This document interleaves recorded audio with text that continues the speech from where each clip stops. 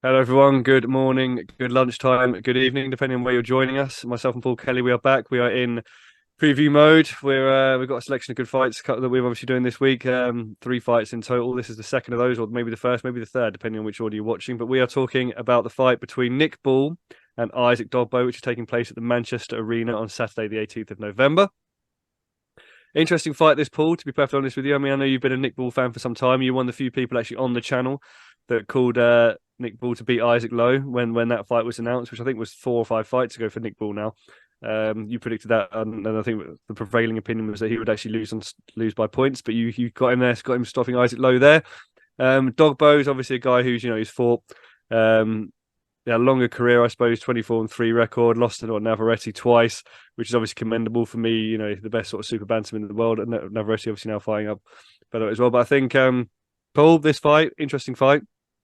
I suppose for me, I don't know if you'd agree with me on this, it's almost like a kind of a gatekeeper kind of Isaac Dogboe here to potentially Nick Ball shooting for greater things. It's a step up fight, but if he comes through this, I feel like there could be I suppose more recognisable world title opportunities on the horizon.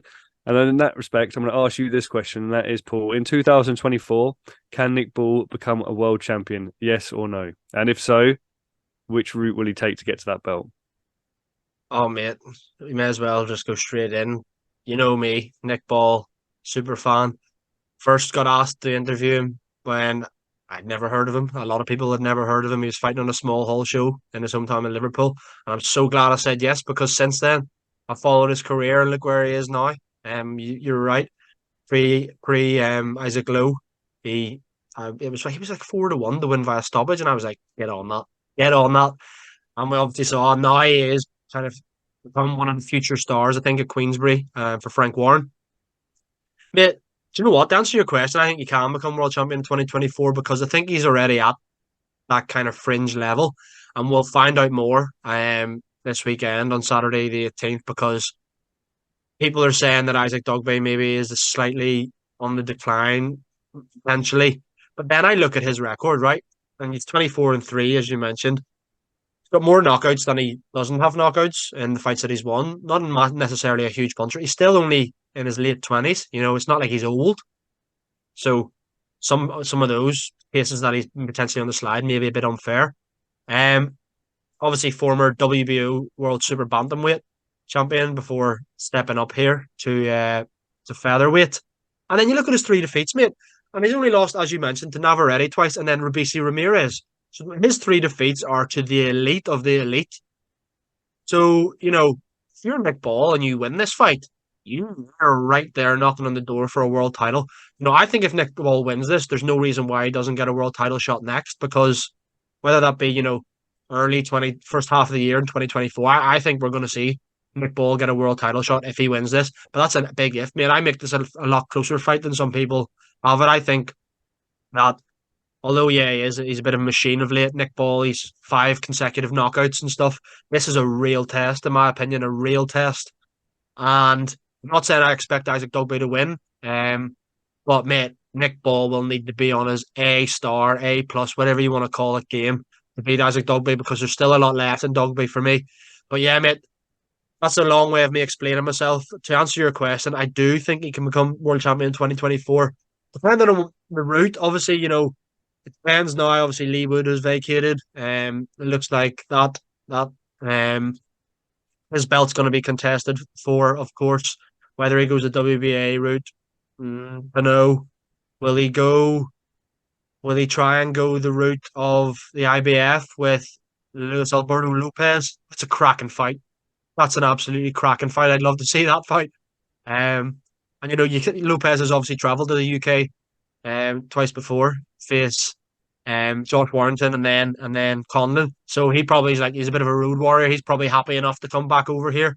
He'd probably want to fight Nick Ball in his hometown in Liverpool. Why not? He'd probably love that. So, the more I'm thinking about it now, the more I want to see him fight for the IBF title. I don't really know which title he can potentially win or what avenue he's going to go down. But yes, mate, I think he can become world champion in 2024.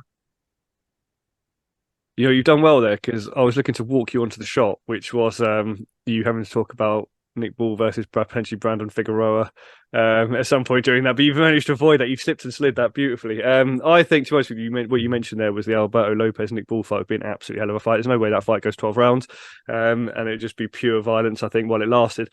So that is a lot of fight I'd actually love to see. Paul, you alluded to it there, really, and you're actually completely right. Is that obviously Dogboe has lost to world champions. And I think I've been on this channel before many times saying that I really rate Navarrete as well. He had an off night, but then came back obviously to win, and obviously Rob Ramirez is world champion in that division as well. So you look at those three defeats, all well, I feel even like I'm diminishing him by saying they're credible. They're perfectly acceptable, and there's no reason from them that you suggest that he's necessarily on the decline. So I feel this is a very, very, very tough test actually for Nick Ball, a live test.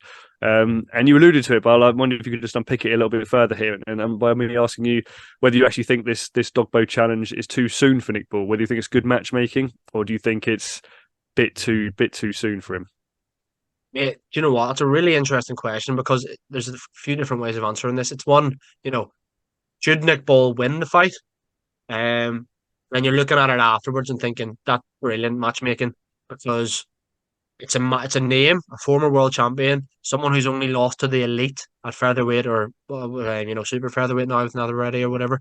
Um, but you look at that and you think if Nick Ball wins this, that's some sensational matchmaking because this is a massive, massive risk. I think it's one of them where the other side of the coin is should it prove to be too much too soon for Nick Ball? Should Isaac Dogboe win? A lot of people probably think it could maybe be on. He could maybe outbox Nick Ball, uses superior height and reach advantage. But if Isaac Dogboe then wins this, then everyone's going, "No, it was too much too soon." Anyway, you've got a former world champion. He's only lost to the elite. So in a way, I think that this is brilliant matchmaking, and time will tell whether it's too much too soon. To be honest with you, mate, I again haven't even looked at betting odds or anything like that for this fight. But I imagine just with the name and kind of the star power there now, Nick Ball will be probably a handy favourite. But there's probably going to be a lot of people backing Isaac Dogboe here with in terms of value, I think. And do you know what, mate? I couldn't criticise that at all. I really like Isaac Dogboe. He's sensational, has some good wins of his own. And if Nick Ball wins this, he is the real deal. Let's be honest. If he wins this, he's the real deal because he's fought obviously some decent, British up to European kind of level fighters. And now this is, Isaac Dogboe is a world level fighter. So time will tell whether it's too much too soon. I know we're going to come on to predictions next, mate, but what do you think? Do you think it's maybe too much too soon, or again, we'll find out more after the fight? No, I think you were spot on, Paul. Actually, I think it does. It obviously depends on the outcome in some ways. If he wins, it's superior matchmaking. He obviously sort of fast tracks himself, and, through that Queensby stable. Uncle Frank will have probably a good go at a world title probably some point next year. If he loses, I still think he could come again, depending on how he loses. We'll come to predictions as well. Obviously, he's 26. Like I said, Dogboe's surprisingly young considering the career he's had as well. He seems to be a name that's been around for some time. But I think if he loses, kind of a tight decision, maybe if he loses on points, he can obviously come again, and obviously with his kind of power and his fighting style, he's obviously an exciting fight to watch and be in the mix in the division as well for some time to come. So I think it does for me depend on the result, but I actually think it's good matchmaking as well. I think it's time for Nick Ball. We don't want to see him, with the stabilizers on too much longer. Like you say, knocking out those kind of like British European kind of fringe sort of names. We want to see him sort of in with someone credible, and I think this is that name, frankly. So in a way, it's, I suppose, kind of a shame that Dogboe doesn't have a higher profile. He's been fighters been on the road quite a lot as well. Like, he's got a high profile in boxing, but I mean, like for a British super fight, say, like, it doesn't have that kind of popularity. I don't think it's fair to say, but in boxing circles, it's a very credible opponent and a big name. Paul, you mentioned it there. We're on to predictions. It is now prediction time. Obviously, you've got the Nick Ball tattoo on the arm as well, under the boxing glove. So I think I've got a rough idea which way you'll be leaning. But I just want to give if you can give everyone watching just an opinion on who you think's to win the fight and how, please. Yeah, mate, do you know what? I've mentioned how much of a test I think this is going to be, but I think Nick Ball is world level. I think that he will pass this test. Maybe not in the method that a lot of people maybe think. I could actually see this going the distance and Nick Ball winning on points.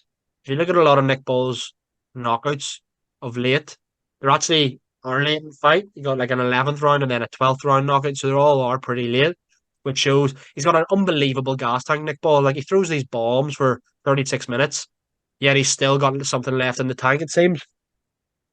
So yeah, I mean, I actually think Nick Ball could win this on points. I think it'll be a close fight. I think Isaac Dogboe will win rounds. He's shown before he's a great boxer himself. But yeah, mate, this is an absolutely cracking fight for me, and one I see Nick Ball maybe being a close fight, but not being as close. Whereas it's given, you can kind of give it either way. I think Nick Ball will be a resounding winner. I know everyone will see that. Um, but not for the want of trying from Isaac Dugby. I think it'll be pretty close. I could see him picking up maybe 4 rounds as himself, and Nick Ball maybe winning 7-8, something along those lines. But yeah, Ball points. What about you, mate? Are you going for the stoppage win points? Or are you going for the former world champion to upset the apple cart?